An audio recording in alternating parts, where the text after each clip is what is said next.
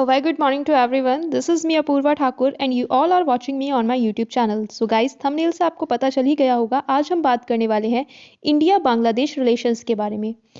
कैसे कैसे बांग्लादेश लिबरेट हुआ, इंडिया ने कैसे उसकी हेल्प की 1971 में पाकिस्तान से अलग होकर एक नया देश बनने में, और पूरी जो जियो स्ट्रैटेजिक इंपॉर्टेंस है बांग्लादेश की इंडिया के लिए वो हम इस वीडियो में चर्चा करेंगे। तो चलिए स्टार्ट करते हैं। बांग्लादेश एक ऐसा देश है जो 1971 में पाकिस्तान से अलग होकर एक्सिस्टेंस में आया, बट अपनी यूनिक ज्योग्राफी के चलते कई प्रॉब्लम्स झेलता रहा, चाहे वो नेचुरल डिजास्टर्स हो, ओवर पॉपुलेशन, पोवर्टी या मिलिट्री कू ही क्यों ना हो। बहुत सारी इकोनॉमिक स्टैग्नेशन और फ्रेगाइल डेमोक्रेसी देखने के बाद दशकों तक ग्लोबल पॉलिटिक्स में बांग्लादेश ने आइसोलेशन झेला है। लेकिन बांग्लादेश की जियो पॉलिटिकल इंपॉर्टेंस को इग्नोर करना आज एक भूल है। उसकी जियो लोकेशन अपने आप में ही एक बहुत इंपॉर्टेंट रोल प्ले करती है। And to counter rising China, Bangladesh is a very important country for India and USA too. So आज हम ये बात करने वाले हैं कि कैसे जियो स्ट्रैटेजिक इंपॉर्टेंस है बांग्लादेश की, और साथ ही हम बात करेंगे बांग्लादेश लिबरेशन वॉर की। देखिए, आप देख सकते हैं इस वीडियो में बांग्लादेश के साथ इंडिया अपना सबसे लंबा बॉर्डर शेयर करता है। जहाँ पे हम बात करें कि हम जो है सबसे पहले वेस्ट बंगाल के साथ हम अपना वेस्ट बंगाल बांग्लादेश के साथ अपना बॉर्डर शेयर कर रहा है। साथ ही जो हमारे 4 नॉर्थ ईस्ट स्टेट्स हैं, जिसमें आप देख सकते हैं आसम, मेघालय, त्रिपुरा और मिजोरम आते हैं, ये सभी अपना बॉर्डर शेयर करते हैं बांग्लादेश के साथ। तो बांग्लादेश हमारे लिए एक जियो लोकेशन के हिसाब से बहुत ही इंपॉर्टेंट कंट्री हो जाता है। और आप साथ ही में देखेंगे तो एक छोटा सा आपको ये पॉइंट दिख रहा है जो कि कहलाता है सिलीगुड़ी कॉरिडोर। ये सिलीगुड़ी कॉरिडोर हमारे लिए बहुत इंपॉर्टेंट है, जो मैं आपको भी एक नेक्स्ट स्लाइड में दिखाती हूँ। ये आप देख सकते हैं Siliguri corridor. This is the Siliguri corridor जो 22 किलोमीटर वाइड है, और ये इकलौता कॉरिडोर है जो इंडिया को कनेक्ट करता है नॉर्थ ईस्ट से। तो ये हमारे लिए बहुत इंपॉर्टेंट हो जाता है, और इसी के चलते बांग्लादेश भी हमारे लिए इंपॉर्टेंट हो जाता है। और आपने हाल ही फिलहाल में देखा होगा कि चाइना जो है बहुत तेज़ी से राइज कर रहा है, और हमारे जो पड़ोसी देश हैं उनका झुकाव भी चाइना की तरफ होता जा रहा है। तो चाइना को काउंटर करने के लिए हमें बांग्लादेश की बहुत ही ज़्यादा ज़रूरत है। तो और नॉर्थ ईस्ट के बॉर्डर पे हमेशा से ही चाइना अपना क्लेम करता है अरुणाचल प्रदेश में, कि अरुणाचल प्रदेश को अपना एक हिस्सा बताता है। तो इसके लिए बांग्लादेश अगर चाइना की तरफ चला गया तो इंडिया और यूएसए के लिए एक सेटबैक होगा। तो इसलिए बांग्लादेश हमारे लिए इम्पॉर्टेंट है बहुत ही ज़्यादा। नेक्स्ट हम बात करते हैं जियो इकोनॉमिक्स की बांग्लादेश की।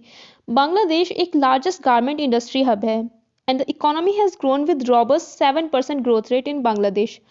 आप देख सकते हैं इसमें जीडीपी बांग्लादेश की जो एक बहुत ही अच्छी खासी आपको देखने को मिल रही है। और पर कैपिटा जीडीपी की अगर हम बात करें तो बांग्लादेश की पर कैपिटा जीडीपी इंडिया और पाकिस्तान से भी आगे हो चुकी है आज के टाइम पे, और ये कुछ महीने पहले की जो एक रिपोर्ट आपको मैं शो कर रही हूँ।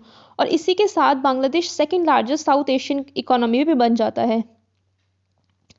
अब हम बात करते हैं थोड़ी सी बांग्लादेश की लिबरेशन वॉर के बारे में। उसके बाद हम जानेंगे कि इंडिया 50 ईयर्स ऑफ फ्रेंडशिप जो हम सेलिब्रेट कर रहे हैं, तो बांग्लादेश कैसे हमने लिबरेट कराया था। इंडिया का एक बहुत बड़ा रोल रहा था उस लिबरेशन वॉर में 1971 के, तो उसके बारे में हम बात करेंगे। पहले हम बात करते हैं थोड़ी सी बैकग्राउंड हिस्ट्री के बारे में हम बात करते हैं। पार्टीशन जब हुआ था 1947 में, तो जैसे जिन्ना की थ्योरी थी, 2 नेशंस थ्योरी, पार्टीशन हुआ 1947 में, और इंडिया और पाकिस्तान में डिवाइड हो गया। अब पाकिस्तान के भी 2 पार्ट्स हुए, west Pakistan and east Pakistan. East Pakistan में जो आज के टाइम का हमारा बांग्लादेश है, और वेस्ट पाकिस्तान था जो आज के टाइम का पाकिस्तान है। तो आप देखेंगे जो ईस्ट पाकिस्तान में बंगाली लोग थे, ज़्यादातर उनकी मेजॉरिटी थी, तो उनके साथ एक सौतेला सा व्यवहार किया जाता था अक्सर।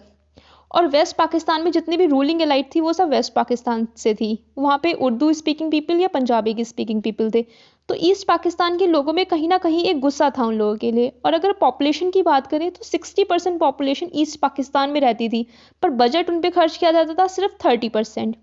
और जो वहाँ के 70% जो जूट उगता है वहाँ पे, उसको एक्सपोर्ट किया जाता था 70%, और जितनी भी कमाई होती थी वो सारी जाती थी वेस्ट पाकिस्तान में। तो ईस्ट पाकिस्तान के लोगों के अंदर कहीं ना कहीं गुस्सा था, और गुस्सा इसीलिए भी था कि उनकी जो बंगाली लैंग्वेज है उसे ऑफिशियल दर्जा नहीं दिया जा रहा था। वो भी उन्होंने जब बहुत प्रोटेस्ट किया तो 1956 में जाकर कहीं उन्हें अपनी लैंग्वेज को ऑफिशियल बनाया गया। तो ईस्ट पाकिस्तान का जो गुस्सा था ये बढ़ता जा रहा था। तो उन्होंने वहाँ पे एक पार्टी बनाई, आवामी लीग, जिसके हेड थे शेख मुजीबुर रहमान, जिसमें आप ये फ़ोटो देख सकते हैं। दिस इज़ शेख मुजीबुर रहमान जो ये फ़ोटो में दिख रहे हैं, आवामी लीग के। ये थे जो आज के टाइम पे बांग्लादेश है, जिसे हम पहले ईस्ट पाकिस्तान बोला करते थे, ठीक है। तो अब हम बात करते हैं पाकिस्तान जो था उस टाइम पे 1969 में प्रेसिडेंट थे अयूब खान वहाँ के, जिन्होंने अपॉइंट कर दिया था नेक्स्ट प्रेसिडेंट 1971 में याया खान को, ठीक है, कि 1971 से याया खान वहाँ के प्रेसिडेंट बनेंगे। और उन्होंने प्रॉमिस भी किया था कि 1970 में जनरल असेंबली के इलेक्शंस कराए जाएंगे। और आप देख सकते हैं कि पाकिस्तान में आज़ादी के बाद से 1947 के बाद से कोई इलेक्शंस ही नहीं हुए थे, तो उस टाइम पे उन्होंने प्रॉमिस किया कि ठीक है भाई, हम इलेक्शंस कराएंगे। इलेक्शंस में अब दो पार्टी मेन पार्टीज थी। जो हमारा पाकिस्तान पीपल पार्टी थी, जो वेस्ट पाकिस्तान में, जो आज के टाइम का पाकिस्तान है, वहाँ पे पार्टी थी पाकिस्तान पीपल पार्टी, जो आप ये फोटो में देख सकते हैं। जुल्फिकर अली भुट्टो जो ये उसके हेड थे। और आवामी लीग थी ईस्ट पाकिस्तान में, जिसको हेड कर रहे थे शेख मुजीबुर रहमान। इलेक्शन होता है। अब सीट्स को डिस्ट्रीब्यूट किया गया था पॉपुलेशन के अकॉर्डिंग, तो 162 सीट्स थी जो हमारा ईस्ट पाकिस्तान है, और वेस्ट पाकिस्तान में थी 138 सीट्स। तो एक हिस्टोरिक विन होती है आवामी लीग की, और 160 सीट्स जीत जाते हैं 162 में से, एक बहुत ही बड़ी हिस्टोरिक जीत। तो उसके बाद से तो अगर आप देखें इलेक्शंस में, तो मेजॉरिटी जब उनके पास है तो उन्हीं को प्राइम मिनिस्टर बनना चाहिए था पूरे पाकिस्तान का, बट ऐसा नहीं होता है। याया खान जो होते हैं वो डर जाते हैं कि भाई मेरी पोस्ट चली जाएगी, और वो इलेक्शंस को पोस्टपोन कर देते हैं कुछ टाइम के लिए। उसके बाद वो कुछ मीटिंग्स वगैरह होती हैं, और उन्हें ये डर हो जाता है कि शायद ये जो जुल्फिकर अली भुट्टो हैं और शेख मुजीबुर रहमान हैं, ये आपस में मिल जाएंगे, तो वो इन दोनों को ही जेल में डाल देते हैं। अब इनके जेल में डालने के बाद बहुत ज़्यादा प्रोटेस्ट जो है ईस्ट पाकिस्तान में देखने को मिलता है। और 26 मार्च 1971 में 26 मार्च 1971 में आवामी लीग अपने आप को आज़ाद घोषित कर देती है कि हम सब आज़ाद हैं, और एक इंटरिम गवर्नमेंट का फॉर्म ले लेती है। इसको देखते हुए पाकिस्तान आर्मी जो है ऑपरेशन सर्चलाइट स्टार्ट करती है, और एक बहुत ही मैसिव जीनोसाइड देखने को मिलता है, जिसमें 3 से 5 लाख लोगों को मार दिया जाता है। बहुत ज़्यादा एट्रॉसिटीज़ की जाती हैं बच्चों पे, वुमेन पे, सभी लोगों पे जो ईस्ट पाकिस्तान के बंगाली पीपल होते हैं। इसके बाद वहाँ पे बनती है एक मुक्ति बाहिनी अगेंस्ट पाकिस्तान आर्मी। ये मुक्ति बाहिनी जो है ये एक मिलिटेंट मिलिशियास का ग्रुप है, जो उनके अगेंस्ट बनाया जाता है, जिसमें इंडिया भी उनकी हेल्प करता है। ये आप देख सकते हैं, ये मुक्ति बाहिनी जो है एक गुरिल्ला फोर्स है।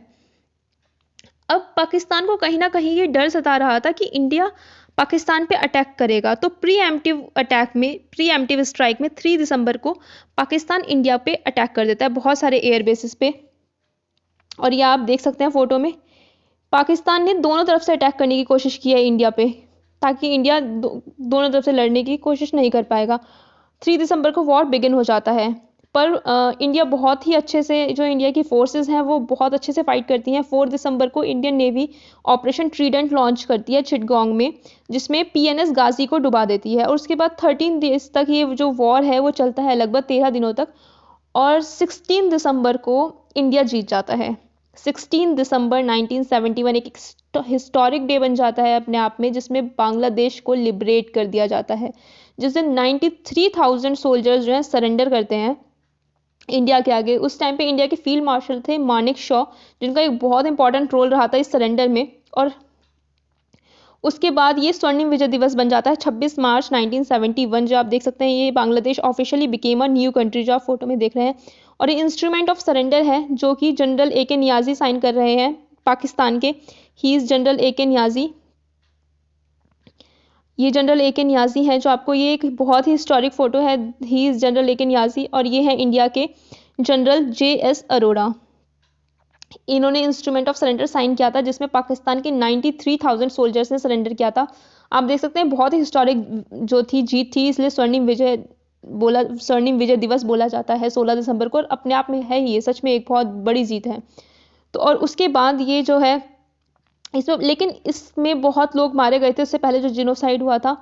पर ये इंडिया की हेल्प से बांग्लादेश एक लिबरेट होता है, और बांग्लादेश एक नया देश बनता है, जो ईस्ट पाकिस्तान की जगह अब उसका नाम होता है बांग्लादेश। 2 जुलाई 1972 में शिमला एग्रीमेंट होता है, जिसमें भुट्टो और इंदिरा गांधी के बीच में, जिसमें रिकॉग्निशन ऑफ LOC किया जाता है।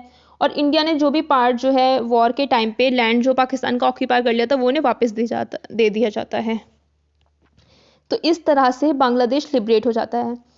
अब ये तो हमने पढ़ लिया कि बांग्लादेश लिबरेशन वॉर के बारे में, कैसे कैसे बांग्लादेश लिबरेट हुआ। शेख मुजीबुर रहमान जो थे वहाँ के फिर प्राइम मिनिस्टर बन जाते हैं। तो ये उस टाइम पे हमारी फ्रेंडशिप ट्रीटी स्टार्ट हो जाती है 1971 में। और क्योंकि ऑफिशियली सबसे पहले इंडिया ने ही रिकॉग्नाइज किया था बांग्लादेश को एज अ कंट्री। अब मैंने आपको बांग्लादेश की जियो स्ट्रेटेजिक इंपॉर्टेंस के बारे में बताया, बट हम कुछ टाइम से देखेंगे कि increasing footprints of China in Bangladesh. Bangladesh का चाइना एक बहुत ही इंपॉर्टेंट ट्रेडिंग पार्टनर बन चुका है। थोड़े ही दिन पहले टॉप ट्रेडिंग पार्टनर है बांग्लादेश का, डायरेक्ट फॉरेन इन्वेस्टर बन चुका है, ट्रेड इंपोर्ट कर रहा है, मिलिट्री हार्डवेयर सप्लायर भी है। तो इसके चलते ये इंडिया के लिए एक बहुत बड़ा सिरदर्द बनता जा रहा है। ये हम सारी चीज़ें देख सकते हैं, और ये 2016 से ही हुआ है। और China has given duty free access to 97% of Bangladeshi products in its market. Bangladesh के प्रोडक्ट्स को अपने मार्केट में 97% जितने भी प्रोडक्ट्स हैं उन्हें फ्री ड्यूटी फ्री एक्सेस दे दिया गया है। तो ऑब्वियसली इसलिए चाइना की तरफ बांग्लादेश का झुकाव बढ़ता जा रहा है, जो कि इंडिया के लिए एक बिग थ्रेट है। और नॉर्थ ईस्ट की जो मैंने आपको बात करी, सिलीगुड़ी कॉरिडोर जो मैंने आपको दिखाया था, वो एक चिकन नेक भी है। तो इसलिए बांग्लादेश के साथ हमें ज़रूरत है अपने रिलेशंस को इस्टेब्लिश करने की, क्योंकि चाइना का कुछ ही दिनों से हमारे जितने भी नेबरिंग कंट्रीज़ हैं उन सब में इन्फ्लुएंस बढ़ता जा रहा है, चाहे वो अफगानिस्तान में तालिबान के साथ, पाकिस्तान के साथ, नेपाल के साथ हो या श्रीलंका के साथ हो। अब बांग्लादेश एक ऐसा कंट्री है जिसे हमें अपनी साइड रखना बहुत ज़्यादा ज़रूरी है, क्योंकि चाइना के जो वन बेल्ट रोड इनिशिएटिव में भी आप देख सकते हैं, चाइना अभी फ़िलहाल में जो यूज़ करता है वो मलक्का स्ट्रेट को यूज़ करता है अपने उसके लिए, ट्रेड के लिए, जिसमें मैं आपको ये दिखाऊं मैप में, this is the Malacca strait. यहाँ से होते हुए मलक्का स्ट्रेट है। तो ये जो मलक्का स्ट्रेट की जगह, और चाइना के पास this is the only Malacca strait is the only trade point. जो भी कोई यहाँ से ट्रेड आता है तो चाइना की तरफ वो ऐसे होता हुआ जाता है, जो उसे बहुत लंबा पड़ता है। तो चाइना वांट्स कि वो अपने वन बेल्ट रोड इनिशिएटिव से ऐसे ट्रेड कर सके इस रूट से। और ये कहाँ से होता हुआ जाता है? बांग्लादेश के थ्रू होता हुआ जाता है ये रूट। तो इसलिए बांग्लादेश को वो चाइना अपनी तरफ करने की बहुत ज़्यादा कोशिश करता है बार बार। दिस इज़ द रूट जो वो चाहता है चाइना अपनी साइड से होते हुए जाने के लिए।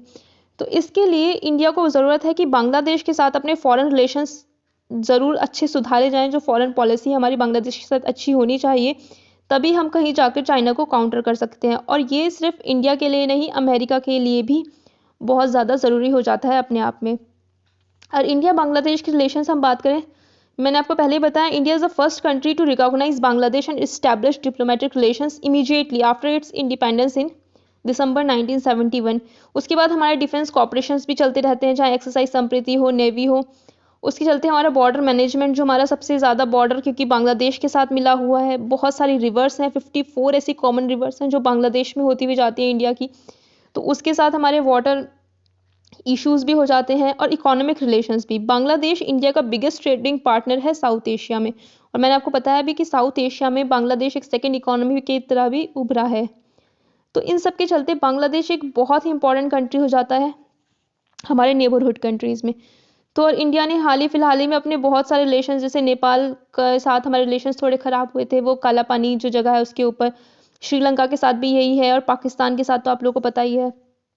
तो we need to improve our relations with Bangladesh, और हमें अपनी फॉरेन पॉलिसी इम्प्रूव करने की ज़रूरत है। तो आई जस्ट होप कि आपको ये वीडियो अच्छी लगी होगी और आपको समझ आया होगा कि इसमें हमने कैसे कैसे बांग्लादेश का लिबरेशन वॉर हुआ और कैसे हमारी फॉरेन पॉलिसी होनी चाहिए। और आज हम 50 ईयर्स सेलिब्रेट कर रहे हैं बांग्लादेश के साथ फ्रेंडशिप की।